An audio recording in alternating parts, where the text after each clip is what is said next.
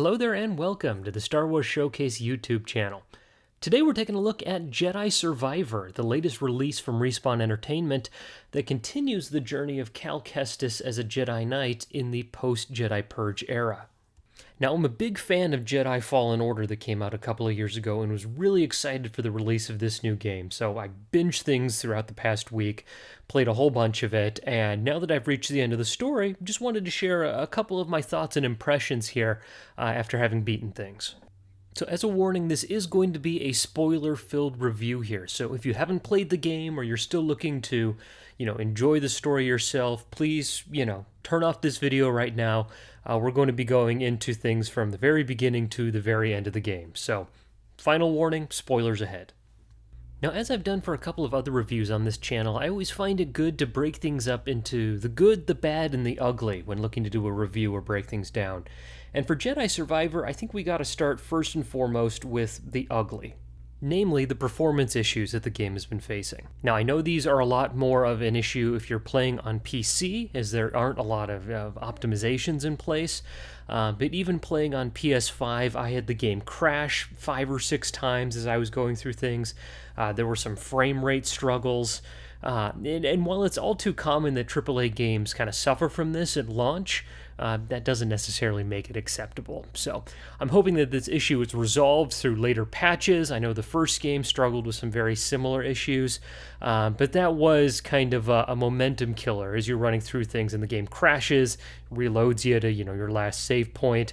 It just kind of kills the energy of things. So that was definitely a bit of a letdown, and it's something that I'm hoping is resolved here over the next several weeks. With that out of the way, let's talk about the good. And I think Jedi Survivor does a lot of things really well. I think first among those is going to be the strong themes that are in place and established for this game, as both loss and really ultimately the fear of loss are what drive much of our plot forward. Now, Jedi Fallen Order was much about coming to terms with the loss of the past, so that you're able to face the present. And Jedi Survivor is about coming to terms with a fear of future loss that really drives you to morally compromise yourself in the present. So this is on display heavily for many of our different characters, especially in the moments with Cal and his found family. Another one of the big themes here that is present throughout the whole story is this idea of obsession. And it's alluded to, right as the game starts up, that something has happened between Cal and Seer and Grease and Marin that has driven them all apart. And this idea of obsession can be found all over Star Wars as, Anakin working to save Padme, him as Vader hunting down the Jedi, Kylo Ren working to overcome his family's legacy. Obsession has always been a driving force for many of our, quote-unquote evil characters who are looking to essentially do anything possible in order to accomplish their end goal. And we see this playing out for Cal as well as the game's two major antagonists. Cal, at the very beginning of the game and throughout, is consumed with fighting the Empire, ultimately as a means of preserving and saving his loved ones and making the galaxy a safe place for people. But we can see over the 5 years that have taken place between the two games that he is haggard. He's got this, perpetual 5 o'clock shadow, these kind of sunken eyes, and he has been, on the front lines for years now, and you can see that it's taking its toll on him. And this kind of approach is echoed by Dagan Gera, one of the game's major antagonists, who is obsessed with finding Tanalorr. It's a lost planet that's shrouded in this abyss within space, where years earlier he had created a Jedi temple and is now attempting to get back there. Similarly, our other antagonist, Bode Akuna, is working to protect his daughter, especially in the face of having lost his life to the Empire and its Inquisitors. And so all of our main characters here, Cal, Dagan, and Bode, have this end goal in their sights, this thing they want to accomplish, but it's their obsession with that causes them to do more and more questionable things throughout the game, in a way that's meant to give the player a little bit of pause, considering to what lengths you're willing to go to accomplish a goal, even if it's ultimately a good goal. And it's a very clear theme throughout that Cal, Dagon, and Bode are all meant to be really mirror images of each other, whose, reflections reveal those lengths to the compromises that you're willing to make in order to, whether it's protect the people that you love, to, rebuild the Jedi Order, or whatever that end goal ends up being. Throughout the game, Cal continues to flirt with this darkness in him, that he struggles to remain a light against an enemy whose, sheer size and power can't be stopped by, a single individual. And Dagon, as soon as we meet him, he immediately embraces that darkness on a quest of vengeance to, replot this route to Tanalorr, despite his efforts centuries earlier having driven him to kill both his enemies and allies alike. And Bode, who throughout the course of the game betrays both Cal as well as the Jedi Hidden Path, despite their shared histories and similar fear of the Empire, takes actions to kind of secure Tanalorr as a place of protection for both him and his daughter, where he could live free of the Empire's influence at the expense of having to betray his new friends and allies. So I think there's some really great themes that are in place in Survivor that really help direct and drive this strong character-focused narrative. Because Survivor, like its name suggests, is making survival this embodying trait of all the game's main characters. And throughout the game, we see in the years previous and, throughout the course of the narrative, to what lengths they go to survive and what survival actually means for them.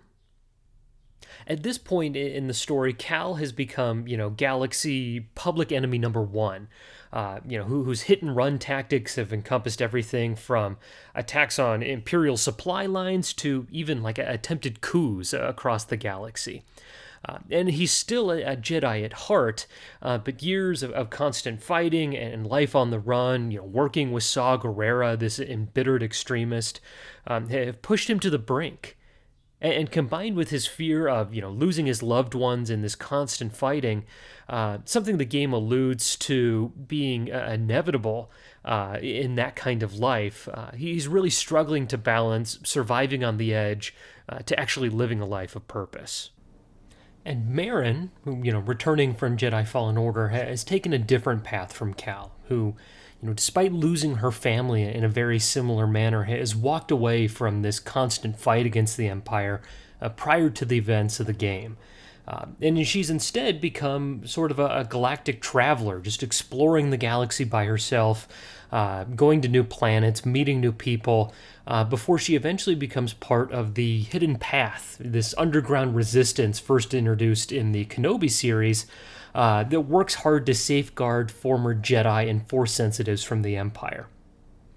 So we see this divergence already in terms of her journey, that even though she comes from these very similar roots as Cal, and even though she continues to fight in the present day, she's fighting in a different way and she's fighting for different reasons.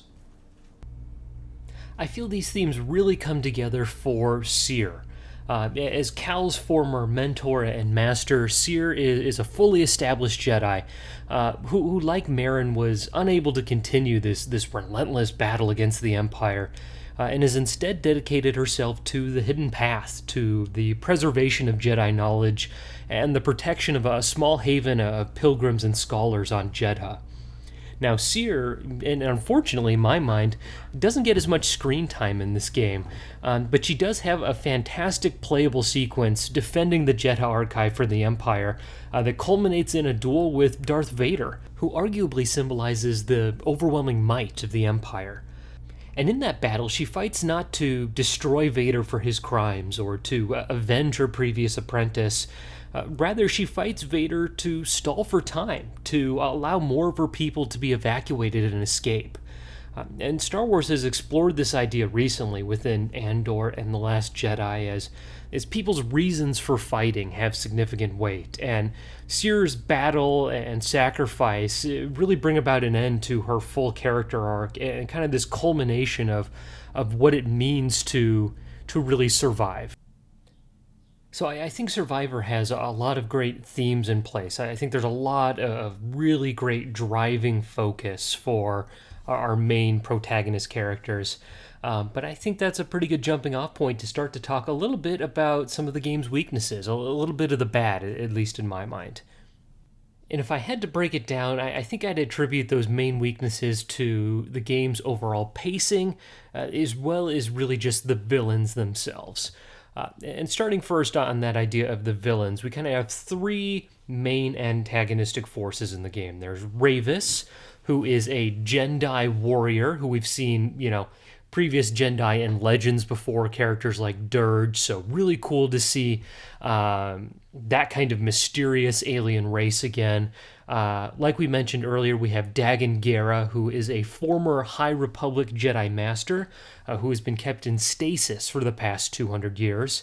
And then we have Bode Akuna, who is a gunslinger mercenary and part of Cal's crew that is eventually revealed to be a Jedi Purge survivor, as well as an ISB spy who is willing to sell out his friends in order to protect his family. And my biggest criticism of our villains here is really Ravis nor Dagan really get their day in the sun, as the depth of their motivations feels a little bit shallow. Ravis is kind of Dagan's number two guy. He has sworn loyalty to him following, defeat in battle, and that's part of, his warrior culture. But that character choice just makes Ravis really an extension of Dagan's will, meaning that a nigh immortal, regenerative warrior doesn't get any real agency beyond being an enforcer who's just following orders. And Dagan, who I was really intrigued by as a big fan of the High Republic novels, has a lot of promise as a Jedi who predates the Purge. Someone was alive when the Jedi truly embodied the legends and mystique that surrounds them. And Dagan has this air of mystery about him, as well as a great deal of power. But his obsession with Tanalorr is a little bit ill-defined. We know that he alone was able to navigate a path there through an abyss and help create a new temple on the Outer Rim. But his reasons for struggling so much to go back to Tanalorr, after 200 years, never really came together for me. Is he driven by pride? Either wounded or never quite realized? Is he seeking atonement for betraying his friends and allies to try to defend Tanalorr 200 years ago? I'm not really sure. And I feel like he's cut down by Cal before he and the larger High Republic narrative can really take root. And as Dagan is defeated, I think this is where the game starts to run into some pacing issues, right at the end of Act 2, and about 2/3 of the way through the plot there. Cal and his allies are celebrating the newfound path of Tanalorr, which as a whole represents a home that is completely protected from the Empire. And it's here that Bode, our third antagonist, is revealed to be a turncoat, and his actions result in the death of Master Cordova and Seer, as well as the loss of the Jedha archive. And it's really a big gut punch moment in the story, and I think the emotion here is executed really well, as Merrin and Cal are left to pick up the pieces of the archive, to pick up the pieces of the Jedi path, and ultimately, pieces of themselves. But the plot starts to lag here as the game continues for nearly 4 to 5 more hours, with your main focus becoming really a pursuit of Bode. And this idea started to wear its welcome for me. And despite thinking, I think it's a really important moment that further solidifies Bode and Cal as character foils in their final confrontation. So I think this betrayal is essential to the story, but I think the game might have benefited from some reordering, where perhaps Dagan and Ravis received some additional background and remained, the primary antagonists, while Bode's betrayal was, completely contained within Act 2 to still retain those themes. Tanalorr in the final conclusion could then be a Dagan-Cal confrontation at the end of the game, with further exploration to the ideas of, embracing darkness for your goals and what you're willing to sacrifice in pursuit of a noble cause. Now, that wouldn't be as simple as Dragon dropping some of those story beats, and would need some more character building to support that kind of narrative. But I think something else needs to kind of happen there, because as you're pursuing Bode, you just kind of lose the energy, and it becomes kind of this revenge pursuit narrative. And even though I like that betrayal gut punch, I think there needs to be a little bit more done to maintain that momentum for the back third of the game.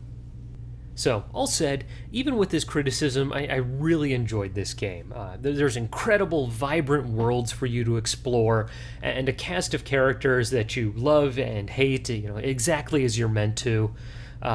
In all, I'd give the game a solid 7 out of 10 as a worthy success to Jedi Fallen Order that continues to tell a strong story of loss, pain, of redemption, and of love in a difficult and dangerous galaxy. So, with all that said, let me know your thoughts here. Is this a game that you enjoyed playing through? Do the points that I'm making here resonate with you? Let me know your thoughts in the comments below. Would love to kind of generate that conversation and talk about things more. And I sincerely hope that this game gets the final installment, the end of a trilogy that the writers have kind of talked about. Is I'd love to see a further continuation of a lot of these ideas.